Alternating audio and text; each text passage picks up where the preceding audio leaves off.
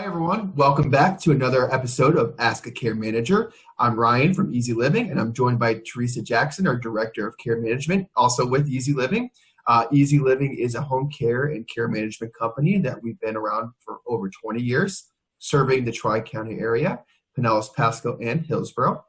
As we do every week, we provide a great resourceful video about what care management does and some questions that we come across, either regards to our families or some audience feedback that we get about different things that people and families come across, especially right now during this pandemic time. So things have drastically changed, and a lot more things and issues and concerns have presented themselves during this time. So as we normally do, we have a question or a topic for discussion, and just like last week, we actually have another question that came in from one of our viewers, one of our Facebook audiences. So, Teresa, if you don't mind, I'm going to just read the question off, and then feel free to give your answer. So, it's a little bit of a lengthy question concern here that this individual had. So, she said, "My mom is in an assisted living facility, and I have not been able to visit due to the COVID-19 outbreak.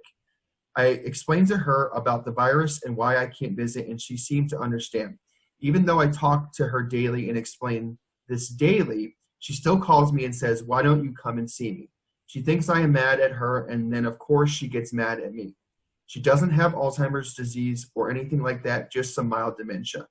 The doctor said that it was normal for her age. She is 90 and lives in a regular assisted living facility. How can I better explain to her what is going on so she doesn't think I'm mad at her?"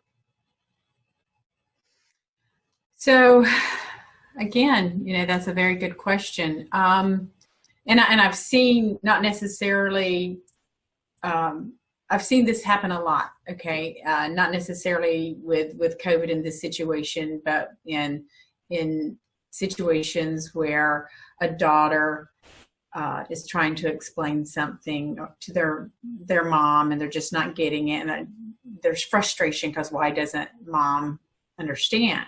Sure. And I remember vividly when my grandmother was alive, and my mom would go down and spend time with her and spend an entire week and work and help her, and then she would come home and she would call, and my grandmother would say, "Why don't you ever come see me?" And my mother would just be in tears because she's like, "Mom, I was just there." So when it comes to dementia and Alzheimer's, she said that her mom didn't have Alzheimer's, but just had some mild dementia. But first, let me explain, and this is just trying to get across a basic understanding, that dementia is like an umbrella. It's a diagnosis of, it's a symptom. Sure. And if you think of an umbrella that's labeled dementia, and then underneath that umbrella, you have your different diagnoses, such as Alzheimer's disease. Alzheimer's disease is the greatest cause of dementia, but then you have vascular dementia. There's other types, Lewy body, frontal temporal lobe dementias, and a lot of other different illnesses that can cause dementia. Now, if it's a true dementia, it's going to affect two different parts of the brain, and it's going to be progressive. So I hear it a lot that they say, "Mom doesn't have Alzheimer's, it's just some dementia."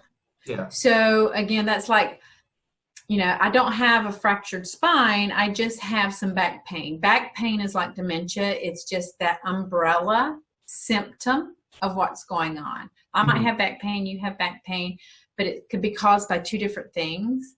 So that's the analogy that I use a lot to help people wrap their head around the difference between dementia and maybe Alzheimer's or vascular dementia. So if mom is not remembering that you're telling her that you can't come see her because of the COVID, and you have to repeat that, she's probably not able to just hold on to that memory of what you're telling her. So if you think about the brain being like a filing cabinet, if somebody does have a dementia, like Alzheimer's or vascular dementia, it's usually those most recent memories that are more difficult to access, and they're more difficult to remember. Sure. So she's remembering 20 years ago when, the family worked together and you could visit and there was no issues. But those more recent memories are usually the first ones that are locked away when someone has a dementia.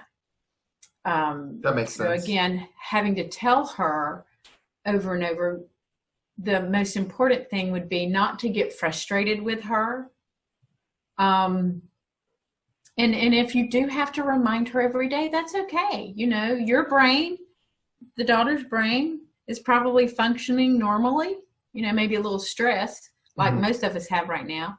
But keep in mind that mom's brain, regardless of what's going on, probably is not functioning at its peak. So it's okay to need to remind her every day. Sure. So just not getting frustrated, because she might forget what you said, but she's going to remember how you made her feel. So don't get frustrated. Ryan, I told you why I couldn't come see you. We've got the virus. Now I told you yesterday and I can't, and I'm sorry. Well, that's not going to make mom feel comfortable. It's going to make her feel frustrated. And then that's why, well, you're just mad at me. Okay. Yeah. She's going to pick up on the emotions of. So if I'm saying, Ryan, and I understand that, I can't come see you, and I'm really sorry that I can't. If it was up to me, I would be there every day. But the doctors won't let me come see you right now. But it's going to be soon, that I'll be able to come see you. But then maybe we can just encourage her to hey, even though I can't see you, I'll make sure to call you every single day and multiple times a day if that makes you feel better, that we can at least talk on the phone. Exactly. Okay. Great. Well, thank you so much. I'm sure that that daughter who's obviously just stressed out about the whole situation, and it's really tough on a lot of people that most of us have probably never really had to deal with anything like this, where we know where our loved ones are at, but we can't go see them in those facilities, and it's understandable because we want to protect not only our only family member, but the other family members in that building and the caregivers and staff and everyone else too. So it's understandable why these precautions are being done, but it's tough on everyone on both sides. So and Ryan, if we have time, I just also want to say that one of the things that Easy Living that we're going to be doing through the end of June is we're going to be doing caregiving coaching calls, care management coaching calls, where if somebody has an issue that they would just like to talk about, that they can call in and schedule a time to talk to a care manager. It could be myself or one of our other care managers.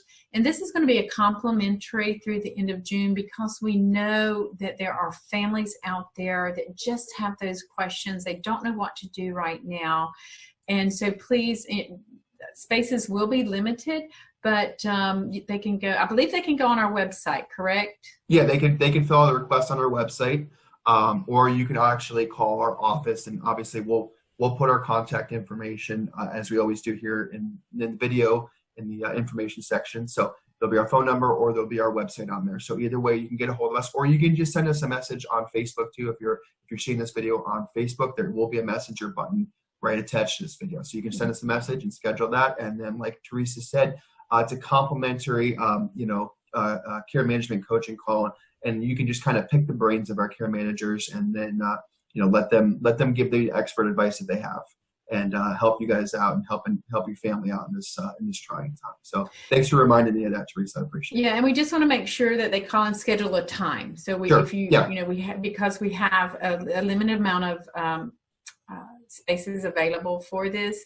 we want to make sure that we devote the time necessary to each individual that we schedule with. Sure, absolutely. Yeah, when like I said, if you call or submit a request on through our website or through Facebook, we'll make sure we get you on a scheduled time to have that ability to speak to one of our care managers. So, Teresa, thank you so much as always for your expert advice. We really appreciate all your knowledge that you share with us. So, if you all have any questions or want to submit a question for us to answer, as always, please submit it in the comment section, or just like you can request information for the coaching calls, visit our website, give us a call, or send us a message on Facebook, and we'd be happy to answer any questions that you have. So thank you so much for joining as always, Teresa. I really appreciate it. Thank you all for joining us, and we'll see everyone next week. Thank you so much. Bye-bye.